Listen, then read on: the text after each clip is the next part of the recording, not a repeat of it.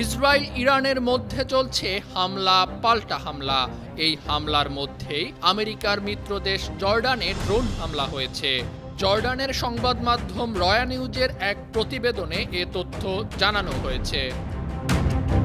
প্রতিবেদনে বলা হচ্ছে, জর্ডানের রাজধানী আম্মানের উথাইনা এলাকায় একটি ড্রোন বিধ্বস্ত হয়। এতে ব্যাপক ক্ষয়ক্ষতি হয়েছে। তবে ঠিক কোন জায়গা থেকে এই ড্রোন হামলা হয়েছে তা জানানো হয়নি। এই ঘটনার পর একটি বিবৃতি দিয়েছে জর্ডান সরকার। বিবৃতিতে সার্বভৌমত্ব রক্ষায় কঠোর পদক্ষেপ নেয়ার হুঁশিয়ারি দিয়েছে দেশটি। মধ্যপ্রাচ্যে যুক্তরাষ্ট্রের বিশ্বস্ত মিত্র জর্ডান। দেশটিতে মোতায়েন আছে মার্কিন প্রতিরক্ষা ব্যবস্থা।